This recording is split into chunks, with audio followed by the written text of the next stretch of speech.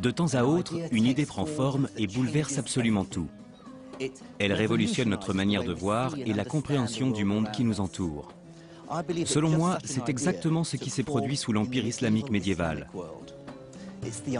Cette idée, c'est que rien, des étoiles au-dessus de nous jusqu'au corps humain, n'est arbitraire ou aléatoire, mais que tout est soumis à des règles systématiques. Et nous, les hommes, pouvons forger des théories sur ces règles, pour ensuite les affiner et les tester par l'observation et l'expérimentation. En d'autres termes, cette idée, c'est ce que nous appelons aujourd'hui la méthode scientifique.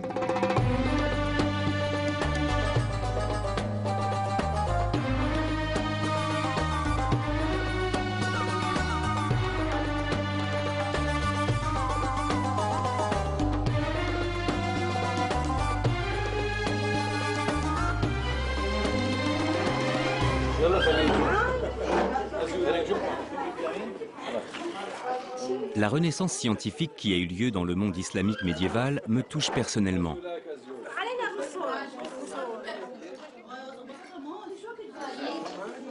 Voici la maison de mon cousin Samir à Téhéran, la capitale iranienne. Je n'avais pas revu certains membres de ma famille paternelle depuis plus de 30 ans.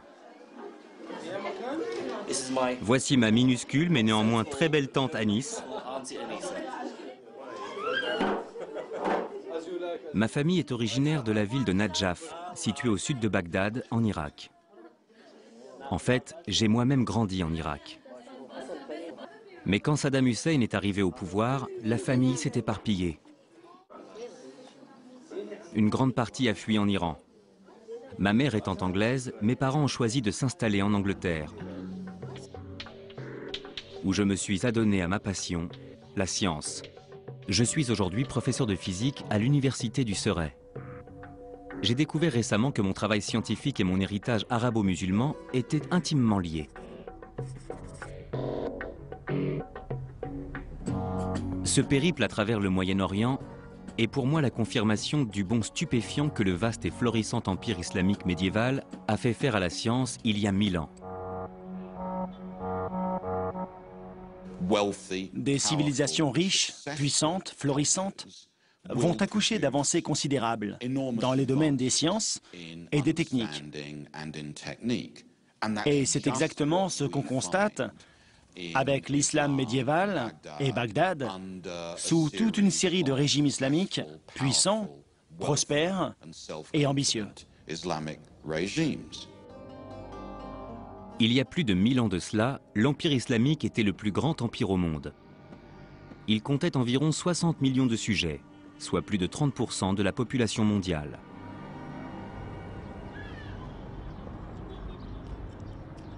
J'ai retrouvé un vestige archéologique de ce glorieux passé dans la banlieue de Téhéran, non loin de chez mon cousin.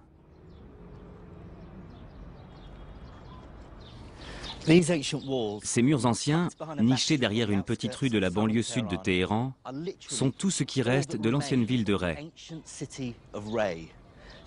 Une cité décrite par le grand historien arabe Al-Muqaddasi comme l'une des splendeurs de l'islam.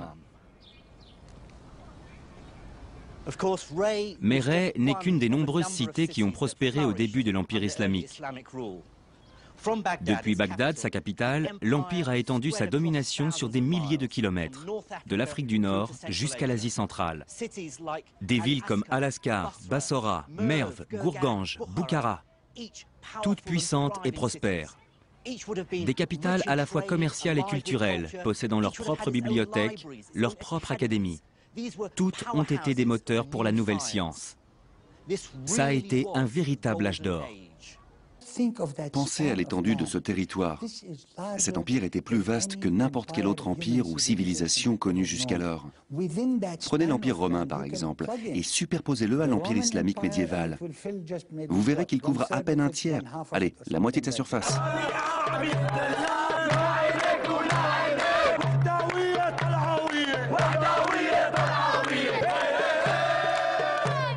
Le monde arabe actuel contient encore de nombreuses références à ce glorieux passé. Nous sommes à Damas, la capitale de la Syrie. Ce match de foot se joue dans le stade des Abbassides, du nom de la dynastie de califes qui a régné sur l'Empire islamique de 750 à 1258. Ils sont venus après les Omeyyades, ils étaient très avancés.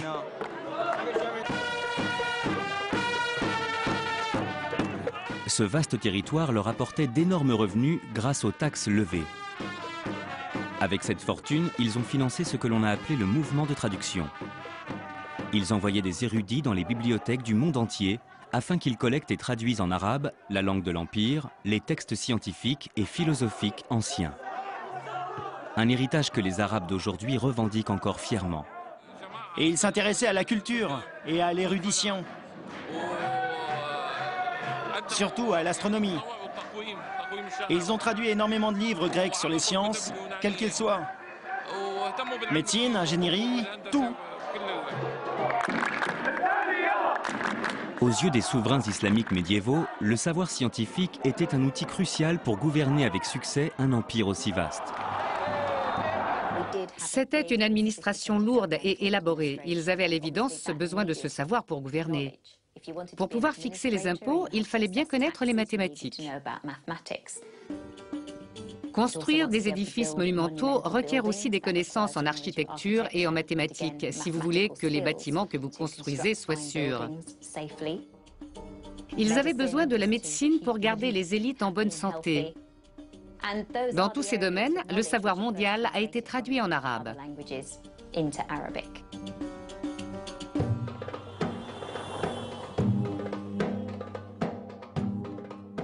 L'héritage de l'islam médiéval est disséminé sur une ère très vaste. Il compte des chefs-d'œuvre architecturaux, comme la grande mosquée des Omeyyades à Damas, la mosquée du Vendredi à Ispahan en Iran et la mosquée université Al-Azhar au Caire en Égypte. Ainsi que de nombreuses ruines qui témoignent de la splendeur passée, tels ces vestiges d'un palais datant du 8e siècle enfoui dans le désert syrien.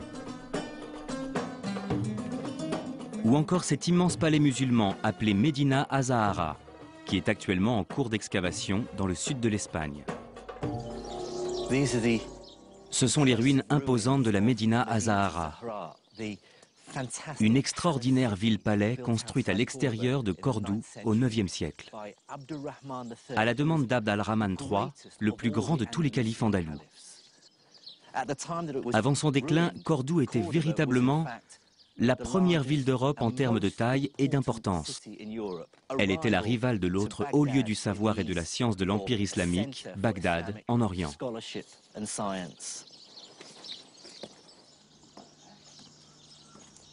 Grâce à ce voyage, je commence à comprendre à quel point la science, en particulier le système numérique et la mesure physique, était indispensable pour affronter les difficultés liées à l'administration d'un si vaste empire. Voici le puissant Nil, qui traverse la capitale égyptienne, le Caire. Depuis l'Antiquité, il est déterminant dans la vie des Égyptiens. Ces inondations imprévisibles décident si l'année sera faste ou difficile. Au 8e siècle, le Caire est depuis peu sous domination arabe. Les nouveaux seigneurs engagent les premiers efforts pour tenter de comprendre de façon scientifique le comportement du redoutable fleuve. Ils commandent un dispositif pour mesurer ses crues.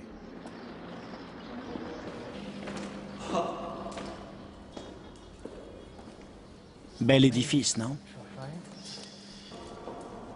Le docteur Nadir El-Bizri de l'Institut des études ismaéliennes me fait découvrir le nilomètre. Il s'agit d'une immense colonne graduée construite à l'intérieur d'une chambre reliée au fleuve par des tunnels et sur laquelle on peut lire les variations du niveau des eaux du Nil. La colonne au centre fait office d'instrument de mesure. C'est très précis, avec des intervalles de 2,5 cm.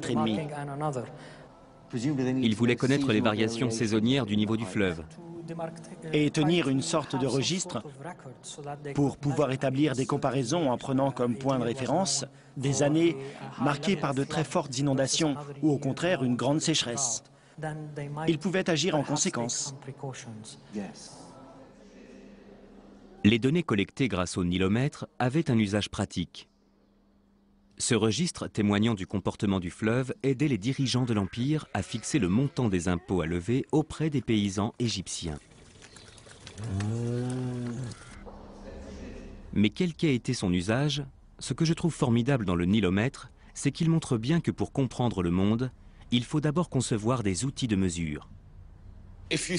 Quand on y réfléchit, il n'est pas facile de saisir au premier abord que des mesures physiques peuvent permettre de comprendre le monde qui nous entoure. Selon la formule d'un philosophe occidental, il règne dans le monde une confusion détonnante. Le fait que nos sociétés disposent d'outils qui sont à la fois fiables, mais aussi équitables, et qui peuvent nous donner une interprétation intellectuelle des phénomènes observés autour de nous. Cela est tout à fait incroyable.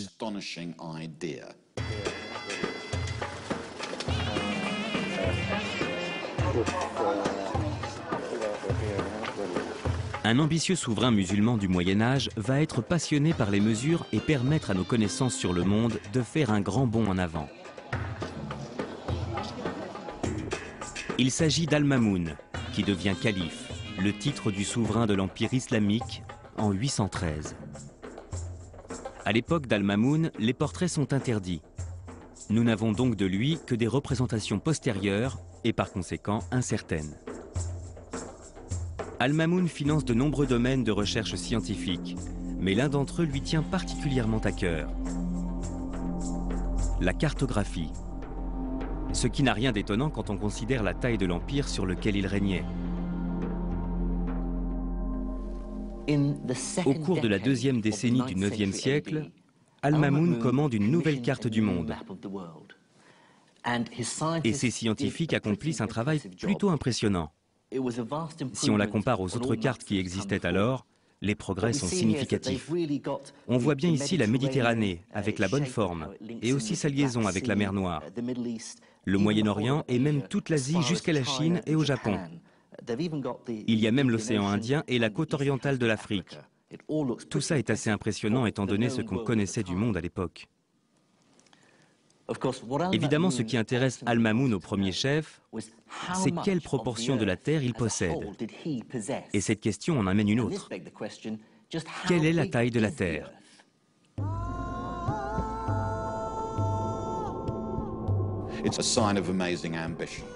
C'est le signe d'une ambition remarquable que savants et artisans se soient associés comme ils l'ont fait pour élaborer ensemble une nouvelle carte du monde.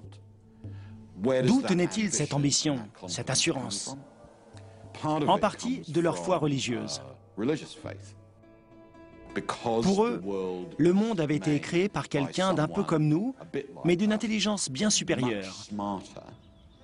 Alors ils se disaient qu'en regroupant leurs forces, ils auraient peut-être l'intelligence nécessaire pour appréhender au moins en partie ce qu'il avait créé. C'était une motivation très claire, tant dans le monde islamique que dans le monde chrétien. En l'occurrence, la pratique de l'islam exige de ses fidèles qu'ils aient une idée claire de la taille et de la forme du monde.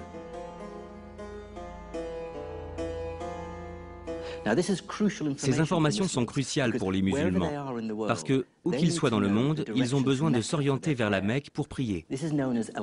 C'est la Qibla. Et dans un territoire aussi vaste, trouver la direction de la Mecque n'est pas si simple.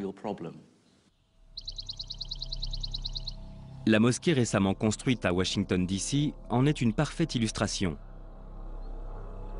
Ses fidèles sont invités à se tourner légèrement vers le nord pour prier.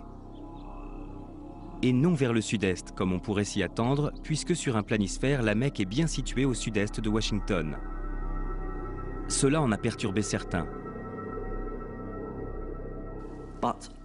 Mais sur une sphère, la distance la plus courte entre deux points suit ce qui est appelé le grand cercle. Et le grand cercle entre Washington et la Mecque, en l'occurrence, est finalement assez différent de ce à quoi on pourrait s'attendre. Il indique effectivement que la Mecque est légèrement au nord-est de Washington et non au sud-est. C'est un peu compliqué. Mais l'essentiel, c'est que les savants musulmans en ont conclu que pour connaître la Qibla, ils avaient besoin de connaître la courbure de la terre, et par conséquent, sa circonférence. Al-Mamoun charge alors ses meilleurs scientifiques de la calculer. Bonjour. Jim, enchanté. Pour comprendre comment ils ont fait, je rencontre le professeur Sami Chaloubi de l'université d'Alep en Syrie, un spécialiste de la science islamique.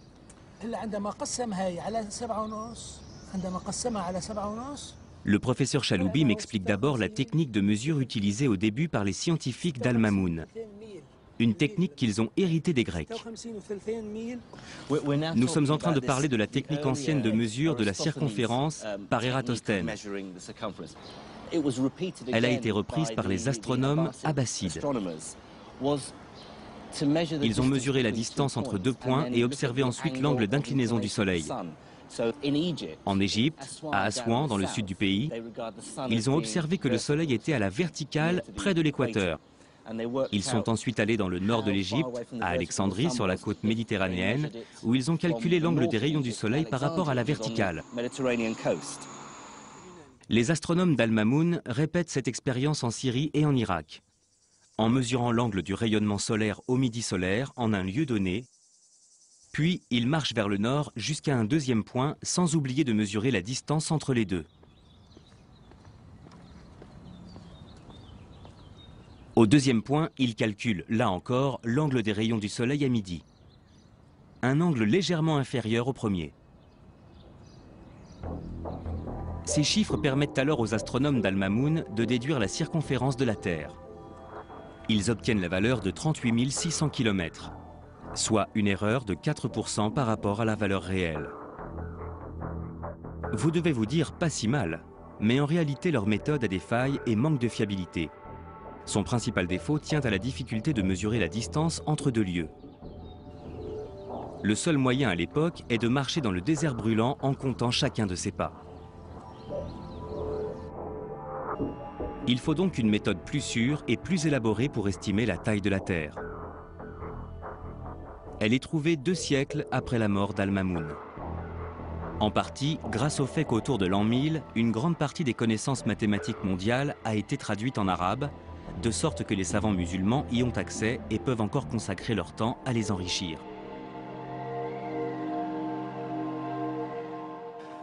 Un mathématicien visionnaire est véritablement obsédé par cette idée.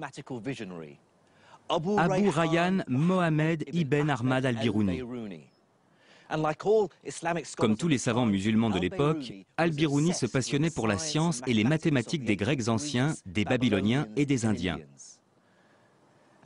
Grâce au mouvement de traduction, il disposait sur son bureau des travaux de géométrie d'Euclide, de l'Almageste de Ptolémée, d'un texte indien, le Sindhind, et du célèbre traité d'algèbre d'Al-Khwarizmi.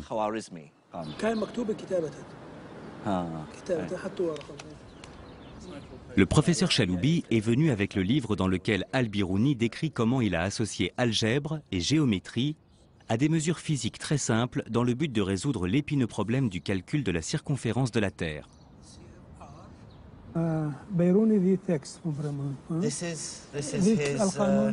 Voici le canon de Massoudi. J'étais à sa recherche.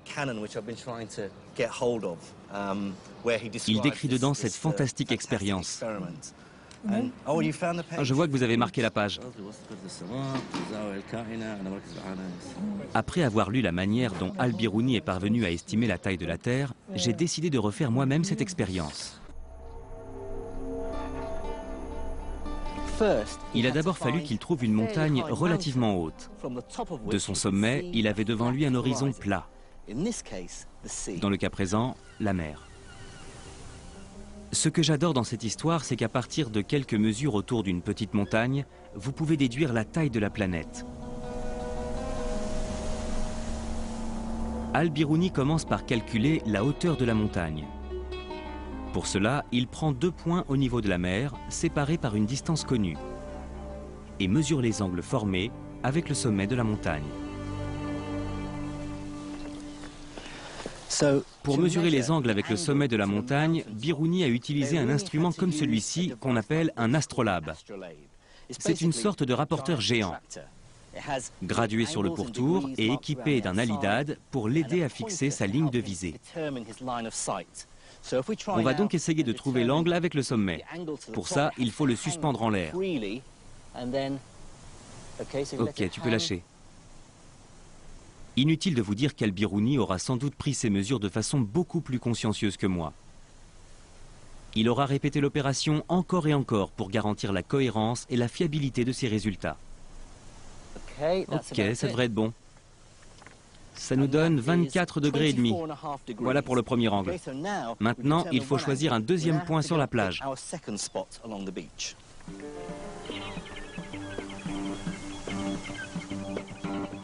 Il faut aussi mesurer précisément la distance entre les deux points. La nôtre est de 100 mètres. Les deux points doivent également former un axe avec la montagne.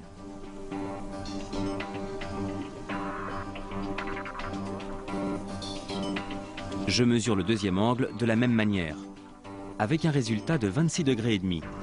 J'ai maintenant assez d'informations pour calculer la hauteur de la montagne. Se servant de l'algèbre et de la trigonométrie, Al-Biruni utilise une formule qui établit un rapport entre la hauteur de la montagne et les tangentes des angles qu'il a calculés. D'après mes calculs, la hauteur de cette montagne est de 530 mètres. Il me manque encore une dernière mesure pour obtenir la taille de la Terre. Pour la prendre, je dois gravir le sommet de la montagne. Ensuite, Al-Biruni a mesuré l'angle d'inclinaison de sa ligne de visée par rapport à sa ligne horizontale. On va essayer de faire pareil.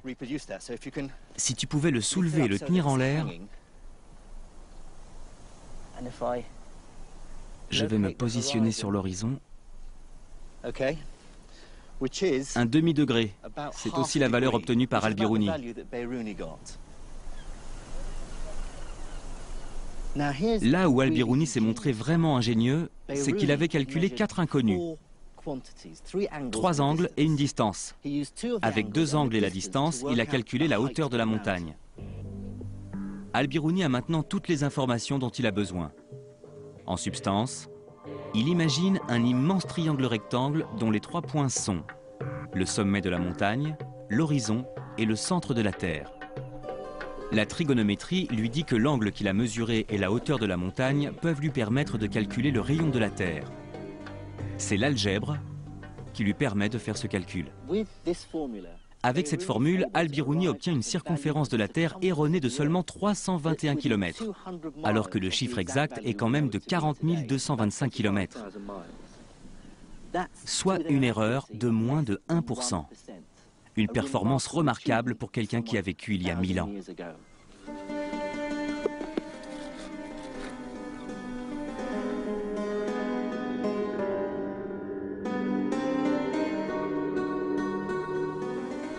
Pour moi, Al-Biruni est surtout le premier scientifique à avoir suivi un raisonnement mathématique pour enrichir nos connaissances sur le monde. Il a vraiment promu l'idée que les lois géométriques abstraites qui gouvernent des formes idéales comme les cercles parfaits ou les triangles peuvent nous aider à appréhender le monde réel. Einstein a suivi exactement la même approche.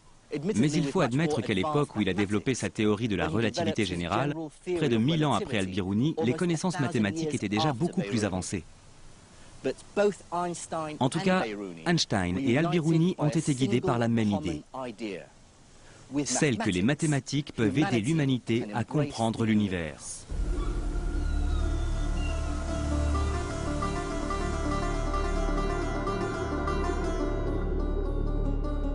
La maîtrise de mathématiques savantes par les érudits musulmans aura été le premier ingrédient crucial dans la naissance de la méthode scientifique.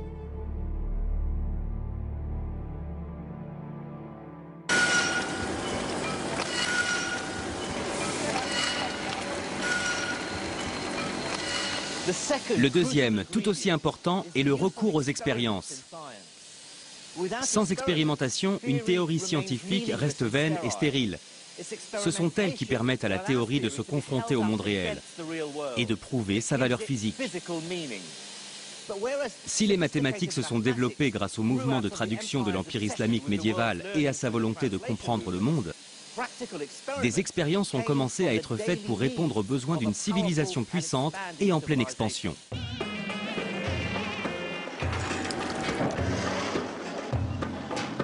La force motrice de cette expansion est le commerce. Il connaît un essor spectaculaire à partir du 8e siècle. Il crée un besoin considérable d'artisans en tout genre, forgerons, souffleurs de verre, ouvriers faïenciers.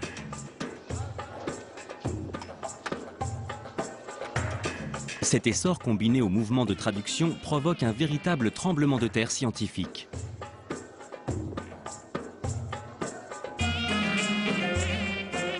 Les sciences, l'astronomie en est un formidable exemple, ou encore la chimie, dépendent totalement de l'évolution des traditions artisanales, de la fabrication de nouveaux instruments, du travail du métal, de l'élaboration de nouveaux médicaments, des plantes, et de l'approfondissement des connaissances scientifiques, d'une analyse littéraire et mathématique qui devient plus élaborée. Le monde islamique médiéval réunissait tous ces facteurs. Vers le 9e siècle, les grandes villes de l'Empire islamique dominent le commerce mondial. Sur les marchés affluent soieries, épices, médicaments, fruits, parfums et or, de contrées aussi lointaines que l'Inde et la Chine au Levant ou l'Espagne à l'ouest. Tout ce qui peut être vendu l'est.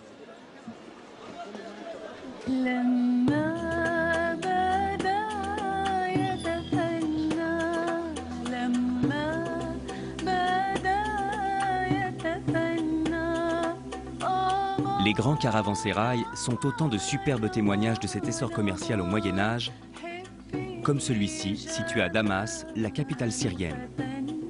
Cet immense bâtiment voûté avait vocation à accueillir tous les marchands de passage en ville et leurs animaux.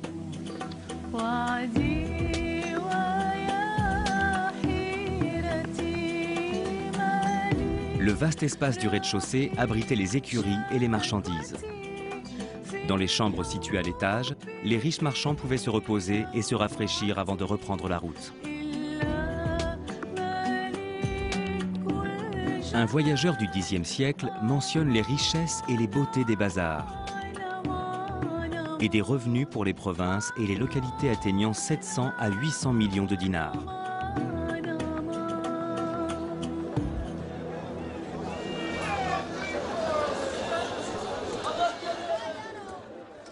Des marchés comme celui-ci, au Caire, ont gardé quelque chose de l'intensité des bazars médiévaux.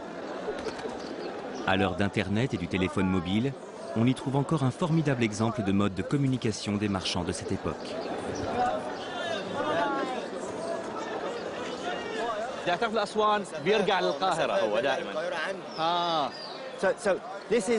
Voici un pigeon voyageur. Il est né ici et où que vous l'envoyiez en Égypte, il reviendra toujours ici auprès de cet homme.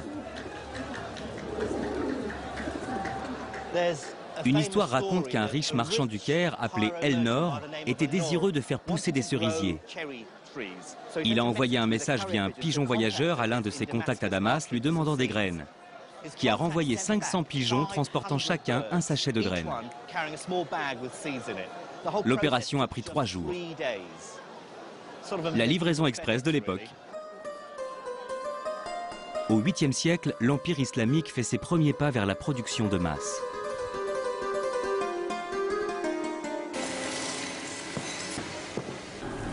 Et dans un environnement où la connaissance des matériaux, des métaux et de leur fonctionnement prend de plus en plus d'importance, une discipline pleine de mystères prospère.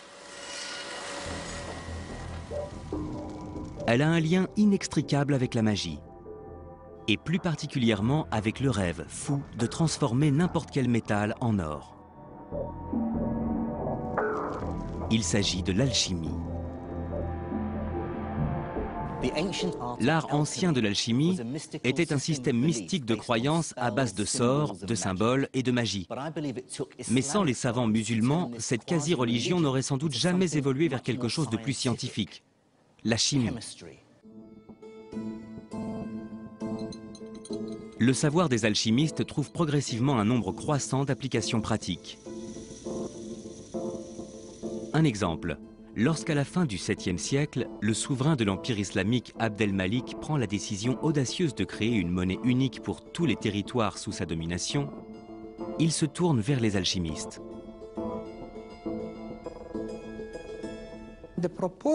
La proportion d'or dans l'alliage de métaux nécessaire à la fabrication d'un dinar, si vous le faites avec de l'or pur, il sera trop mou et inutilisable. Eh bien à l'époque, cette proportion était déterminée, croyez-le ou non, par les alchimistes. Parce que les alchimistes savaient combiner les métaux et évaluer la proportion d'or nécessaire par rapport à l'argent, au bronze ou d'autres métaux.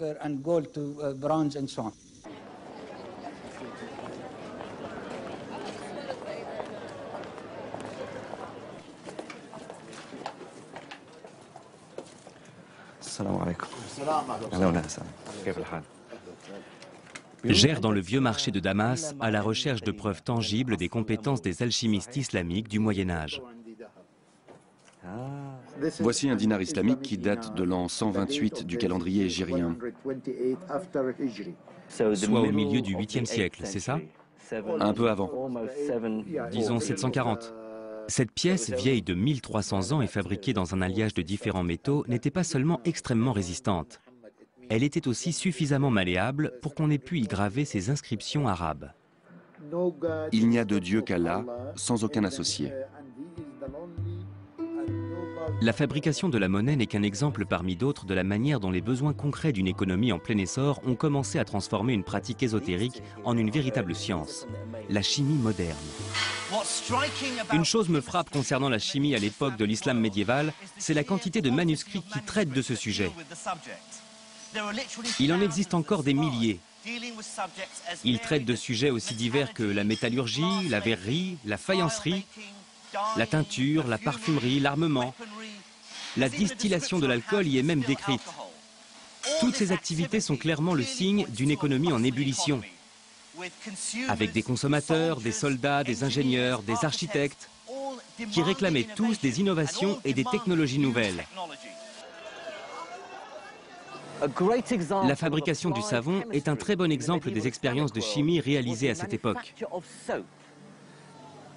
Cette chose, un savon solide avec lequel vous pouvez vous laver, était quasiment inconnu dans le nord de l'Europe jusqu'au XIIIe siècle, époque où il a commencé à être importé de l'Espagne musulmane et d'Afrique du Nord. La fabrication du savon était alors déjà quasiment industrielle dans le monde musulman. La seule ville de Fès comptait quelques 27 fabricants de savon. Des villes comme Naplouse, Damas et bien sûr Alep ont acquis une renommée internationale pour la qualité de leur savon. Un document du XIIe siècle décrit pour la première fois le procédé de fabrication du savon. Il fait mention d'un ingrédient essentiel, une substance devenue incontournable dans la chimie moderne, un alcali. Les substances alcalines jouent un rôle capital dans la fabrication du savon. Ce qui est intéressant, c'est que notre mot alcali vient du mot arabe al-kali, qui signifie cendre. C'est parce qu'à l'époque, les alcalis étaient fabriqués à partir des cendres des racines de certaines plantes, comme les plantes marines. La découverte des alcalis et d'autres substances chimiques par les chimistes musulmans fait progresser une autre industrie, la verrerie.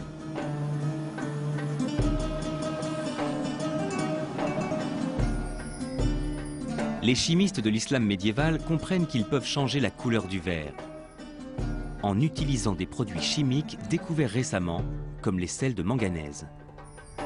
Des fourneaux industriels sont construits, parfois à plusieurs étages, pour manufacturer le verre en très grande quantité. De superbes vitraux datant de cette époque témoignent de leur talent.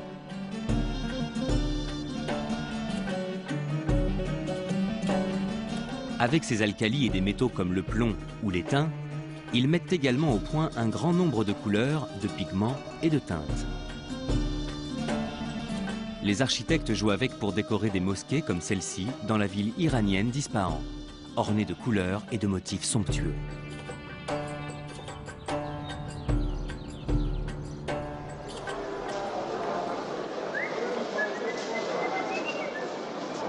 La chimie est alors également nourrie par le marché en pleine croissance de la parfumerie.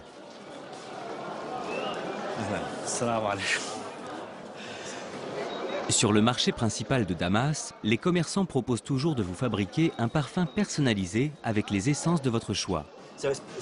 Il a une base d'alcool et ensuite il ajoute les huiles des plantes que vous lui demandez. Jasmin, eau de rose et menthe par exemple. Maintenant, ils utilisent aussi... Ouais, je vais le prendre.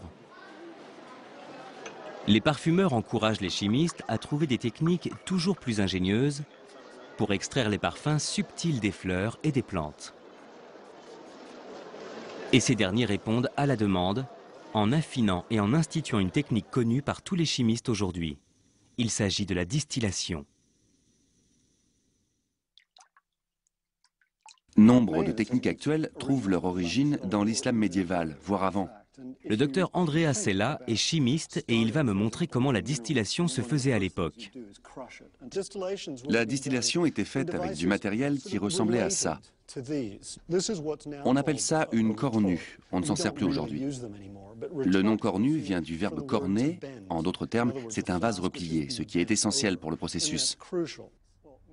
Du fait de sa forme, le gaz produit dans le vase est forcé de se condenser dans son bec. C'est principalement ainsi qu'on extrayait les essences odorantes des fleurs et des plantes. L'idée, c'est de chauffer cette extrémité pour collecter ici. On va essayer de faire une distillation rapide avec des pétales de rose. On commence par verser un peu d'eau. La vapeur d'eau va réguler la température. On veut éviter que ça chauffe trop. La difficulté de ce genre de distillation, c'est qu'il faut utiliser la chaleur pour libérer les molécules odorantes, mais éviter que ces substances fragiles ne soient détruites au passage par une chaleur excessive. On utilise la vapeur pour garder la température sous contrôle. Et la vapeur va faire remonter les odeurs. Le liquide remonte et se condense dans ce long tube. Il y a déjà du liquide qui chemine dans le bec du vase. Et il devrait contenir de l'essence de rose.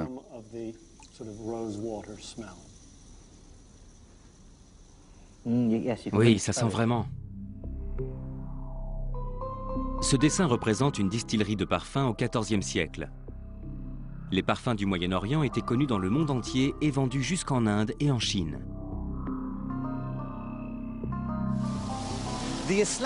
Le rôle des chimistes islamiques a également été capital pour une industrie plus cruelle, l'armement.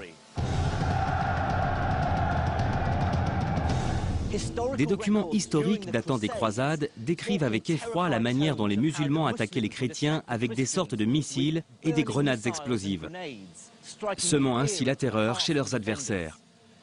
Leurs armes étaient souvent chargées d'une substance appelée feu grégeois. Les chimistes islamiques perfectionnent le feu grégeois en raffinant une ressource présente dans la nature, le pétrole. Ils ont l'idée de distiller le pétrole, ou al-naft, pour créer une huile plus légère et extrêmement inflammable, qu'ils mélangent avec d'autres produits chimiques volatiles pour améliorer sa combustion. Le résultat est terrifiant.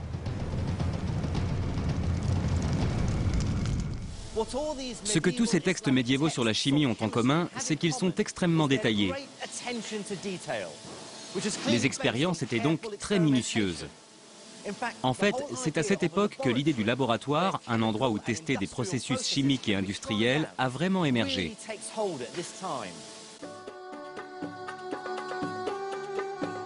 L'ingéniosité des chimistes islamiques médiévaux est impressionnante. Mais une autre question me taraude. Quelle a été leur contribution à la chimie moderne? Voici la pierre angulaire de la chimie moderne, le tableau périodique des éléments. Il recense tous les éléments connus. Son idée de base est de classer les substances en fonction de leurs propriétés. Tout à droite, par exemple, on trouve les gaz inertes. À l'extrême gauche, les métaux volatiles.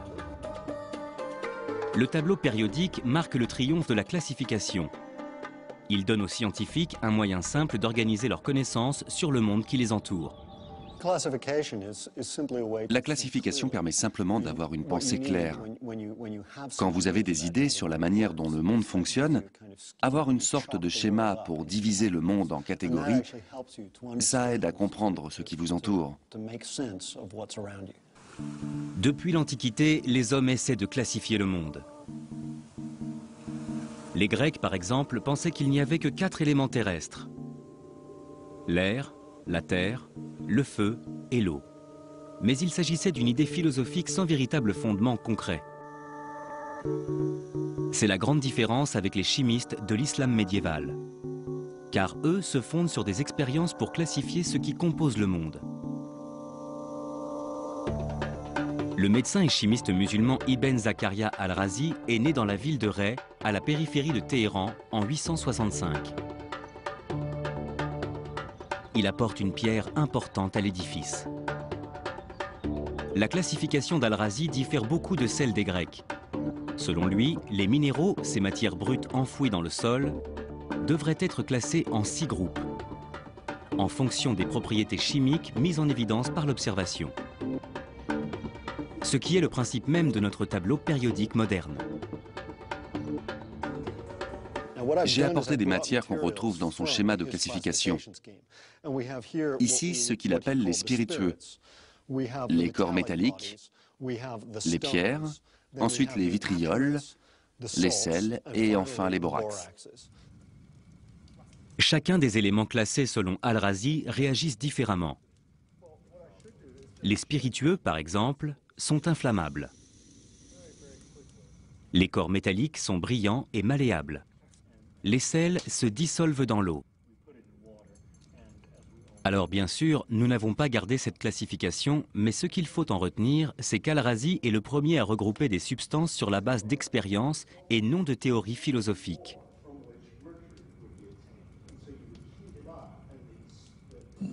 Il s'est écoulé plus de 1000 ans depuis les travaux d'Al-Razi. Quelle dette la chimie moderne a-t-elle envers lui par rapport à sa classification? Je dirais qu'avec Al-Razi est apparue la première classification. Il a été un précurseur de toutes ces expérimentations. Les scientifiques après lui se sont appuyés sur ce premier système pour travailler de façon rationnelle. Donc on pourrait presque dire qu'il est à l'origine de la naissance officielle de la chimie, et donc de notre tableau périodique moderne.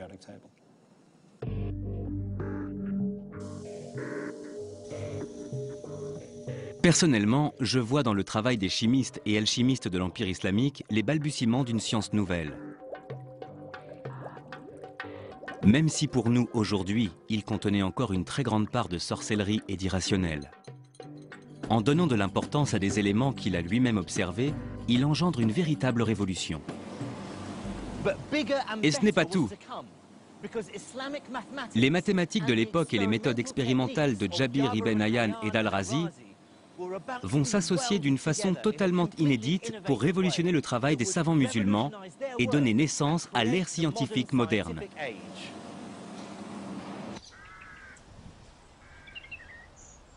Jusqu'au 9e et 10e siècle, les théories sur la science et le fonctionnement de la nature étaient dominées par la pensée du philosophe grec Aristote. Elles étaient très différentes de notre vision moderne du monde. Selon Aristote, les mathématiques ne concernent qu'un monde abstrait de figures parfaites, des formes idéales comme les cercles, les carrés et les triangles.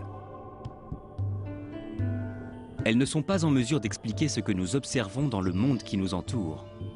Un monde caractérisé par des formes irrégulières, inégales et en perpétuelle évolution.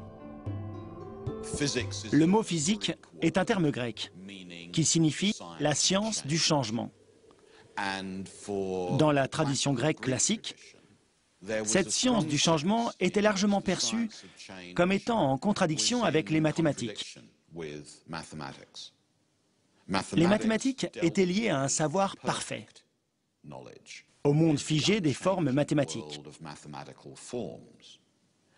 Et il paraissait très improbable que des processus évolutifs comme l'apparition et la disparition, la croissance et le déclin de changements qualitatifs puissent être expliqués par les lumières de la géométrie et des mathématiques. Il serait trop long et compliqué de faire ici le récit de la manière dont l'humanité a pris ses distances avec cette idée et a commencé à voir dans les mathématiques un moyen efficace de décrire le monde qui nous entoure. Mais pour moi, les scientifiques de l'islam médiéval ont joué un rôle crucial dans cette évolution. Notamment un homme qui, d'une science de l'abstrait, a fait des mathématiques une science totalement concrète. Comme moi, il était originaire d'Irak et son nom était Ibn al-Haytham. Al-Haytham et ses contemporains ont avancé la possibilité qu'il y ait en quelque sorte une seule science, qui serait à la fois mathématique et philosophique, qui associerait la physique, science du changement, et les mathématiques, science de la quantité. D'après moi, c'est ce qui a été radical et décisif pour la construction de nouvelles formes de savoir fiables. Ibn al-Haytham est né en 965 à Bassora, dans le sud de l'Irak. Il est considéré par ses confrères érudits comme un véritable prodige. Il a acquis sa renommée au tournant du nouveau millénaire. C'était un savant incroyablement inventif et brillant. Sa réputation d'intellectuel a vite fait le tour de tout l'Empire. Mais paradoxalement, c'est justement elle qui a failli lui faire tout perdre, lorsqu'il a accepté de relever un défi impossible, dompter l'un des plus grands fleuves du monde.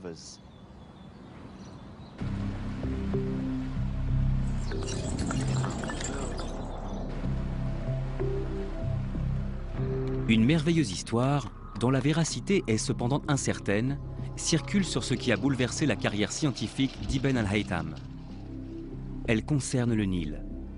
Au tournant du deuxième millénaire, le souverain d'Égypte le charge de trouver un moyen de réguler le fleuve et d'empêcher ainsi des inondations imprévisibles et des sécheresses potentiellement dévastatrices. Ibn al-Haytham comprend que le Nil est bien trop grand pour être apprivoisé. En entendant cela, le calife, entré dans une rage terrible, ordonne l'exécution d'Ibn al-Haytham. Pour éviter ce sort, ce dernier simule la folie. L'exécution est suspendue et changée en assignation à résidence. L'histoire veut qu'ayant ainsi tout le temps devant lui, Ibn al-Haytham aurait approfondi les questions fondamentales de la physique. Il s'attaque à une véritable énigme universelle et se demande si les mystères de la lumière et de la vision pourraient être expliqués par les mathématiques et la géométrie.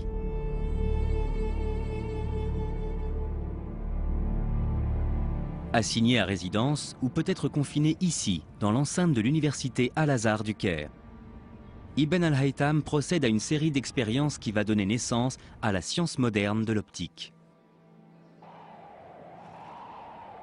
Je suis en compagnie du docteur El-Bizri, qui a étudié longuement les travaux d'Ibn al-Haytham. Il m'apprend qu'Ibn al-Haytham est parti de l'explication aristotélicienne de la vision, une explication non mathématique. Aristote disait que lorsque nous voyons, disons, un arbre, son essence ou sa forme émane de lui et pénètre mystérieusement dans nos yeux.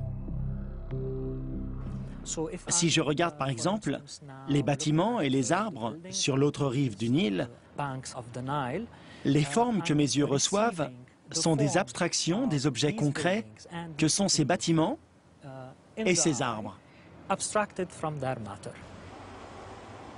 D'après le docteur El-Bizri, Ibn al-Haytham aurait trouvé cette idée particulièrement insatisfaisante. Il veut une explication mathématique. Et en cherchant dans les écrits grecs anciens, il en aurait trouvé une, aussi obscure et bizarre soit-elle. Cette idée, c'est que nous voyons parce que des rayons de lumière émanent de l'œil. Ce que ça signifie, c'est que la vision se produit au moyen d'une émission de lumière par l'œil qui prend la forme d'une pyramide ou d'un cône. Ce faisceau conique illumine ce que nous sommes en train de regarder. Il est défini par des lignes géométriques bien droites. Apparemment, Ibn al-Haytham aurait aimé cette approche mathématique mais lui aurait immédiatement vu des lacunes. Si nous voyons parce que de la lumière émane de l'œil, Pourquoi est-il douloureux de regarder un objet vivement éclairé comme le Soleil et pas quelque chose de faiblement éclairé? Ou encore, si nos yeux émettent vraiment de la lumière, cette lumière est-elle capable d'éclairer des objets distants dans le noir? Dans un moment d'inspiration, Ibn al-Haytham combine les deux théories grecques et définit notre conception moderne de la lumière et de la vision. Il énonce que la lumière voyage bien en ligne droite, qui obéissent à des lois géométriques. Mais ces rayons ne proviennent pas de l'œil, ils pénètrent dedans. C'est le développement d'une théorie totalement nouvelle. Et sur un plan méthodologique, c'est le début de la mathématisation de la physique. Ce qu'Al-Haytham a fait, c'est prendre les principes de géométrie, les lois qui gouvernent des lignes droites, et les appliquer au monde réel. Il a ensuite mis au point des expériences pour voir si le monde réel correspondait à ses calculs mathématiques. Vers 1020, Ibn al-Haytham publie son explication géométrique révolutionnaire de la lumière dans son Kitab al-Manazir, ou traité d'optique. Ce livre est un véritable traité scientifique, dans lequel Ibn al-Haytham prend soin de justifier toutes ses théories par des expériences très détaillées pour que d'autres puissent les reproduire et en vérifier la validité. Il part des premiers postulats pour établir comment la lumière voyage.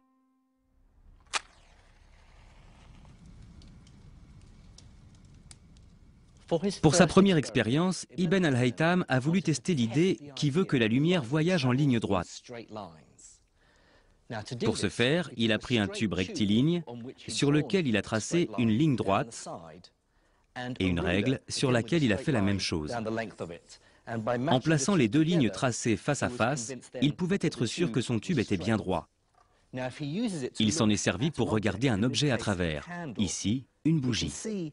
Sachant qu'il voyait bien l'objet, c'était la preuve que la lumière voyageait bien en ligne droite. Mais pour en être tout à fait sûr, il a ensuite obturé l'extrémité du tube et a de nouveau essayé de voir la bougie à travers le tube, cette fois sans succès évidemment.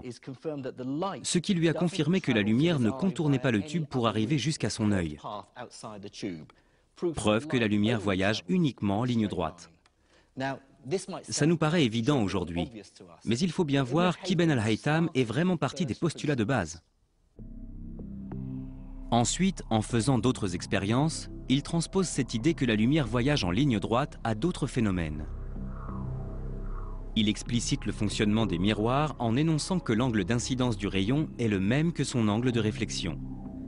Il explique ce que nous appelons aujourd'hui la réfraction, la raison qui fait que les objets nous paraissent ondulés lorsqu'ils trempent dans un verre d'eau.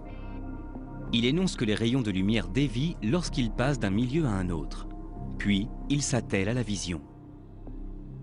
Ibn al-Haytham a voulu comprendre comment un objet produit une image sur la rétine de l'œil. Ce qu'il a fait, c'est reproduire l'œil, soit une boîte noire avec un petit trou dedans. C'est ce qu'on appelle aujourd'hui une chambre noire. Il a ensuite pris un sujet, le nôtre sera Anna, qui est éclairée par une lumière vive. Et nous allons maintenant aller à l'intérieur de la boîte pour voir quelle image on en a. Je suis maintenant dans la chambre noire. Mes yeux ont eu le temps de s'habituer à l'obscurité. Je vais ouvrir le trou. On voit clairement l'image d'Anna qui fait coucou sur l'écran. Mais l'image est inversée. Comme la lumière voyage en ligne droite, la lumière sur sa tête se propage en diagonale et vient frapper le bas de l'écran. Et la lumière sur ses pieds voyage en diagonale pour venir frapper le haut de l'écran. Plus important encore, Al-Haytham a ainsi eu la preuve que chaque point de l'objet, en l'occurrence Anna, était répercuté sur l'image que l'on voit à l'écran. Le traité d'optique d'Al-Haytham est aussi précis et détaillé que peut l'être un article scientifique aujourd'hui. Mais il ne s'agit pas seulement d'un traité scientifique. C'est aussi un véritable manuel à l'attention des générations suivantes. Dans son ouvrage, il justifie constamment ses théories sur la lumière par des expériences qu'il décrit avec beaucoup de détails pour que d'autres puissent les reproduire et parvenir aux mêmes conclusions que lui. Son message, c'est « Ne me croyez pas sur parole, voyez par vous-même ». Je crois qu'Al-Haytham a été l'un des tout premiers à procéder de cette manière. Pour moi, c'est à ce moment-là que la science est née véritablement. Elle devient alors une discipline de plein droit.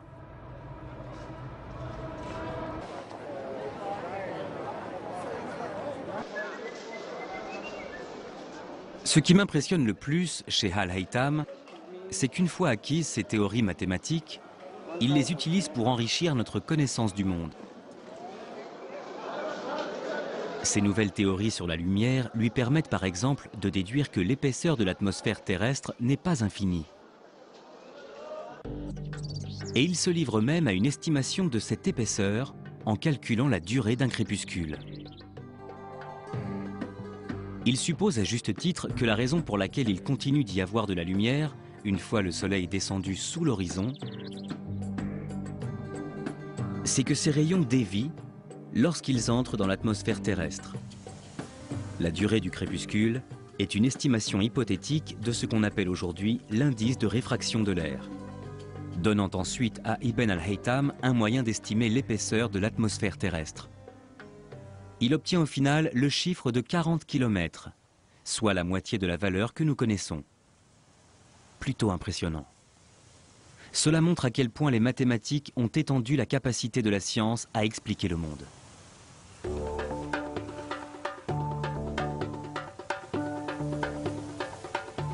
Ce voyage m'a ouvert les yeux sur l'ambition intellectuelle des scientifiques islamiques médiévaux. Quand leurs souverains leur ont demandé de calculer la circonférence de la Terre, des savants comme Al-Biruni se sont servis des mathématiques d'une manière totalement inédite pour appréhender et décrire l'univers. Quand les échanges et le commerce ont pris leur essor, des scientifiques comme Al-Razi ont réagi en développant un nouveau genre de science expérimentale, la chimie. Mais s'il y a bien un nom à retenir pour moi parmi les scientifiques islamiques, c'est celui d'Ibn al-Haytham, pour avoir tant contribué à l'émergence de ce qu'on appelle aujourd'hui la méthode scientifique.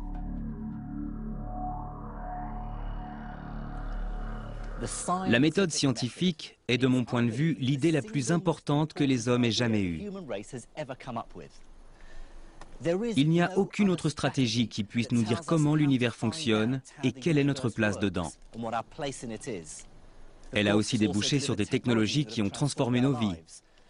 Alors, la prochaine fois que vous prendrez l'avion, que vous utiliserez votre téléphone cellulaire ou que vous vous ferez vacciner contre une maladie mortelle, ayez une pensée pour Ibn al-Haytham, Ibn Sina, Al-Biruni et d'autres savants de l'Empire islamique médiéval qui, il y a 1000 ans, se sont battus pour trouver un sens à l'univers, avec des miroirs ou des astrolabes rudimentaires. Ils n'ont pas toujours trouvé les bonnes réponses, mais ils nous ont appris à poser les bonnes questions.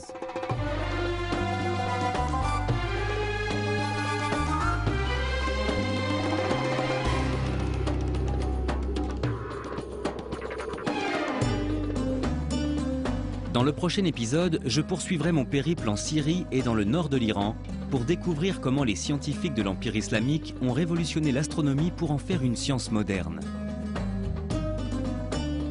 Je découvrirai aussi que l'homme considéré par beaucoup comme le père de la Renaissance scientifique européenne, Copernic, a énormément emprunté aux astronomes islamiques. Et je lèverai le rideau sur la fin de l'âge d'or de la science islamique.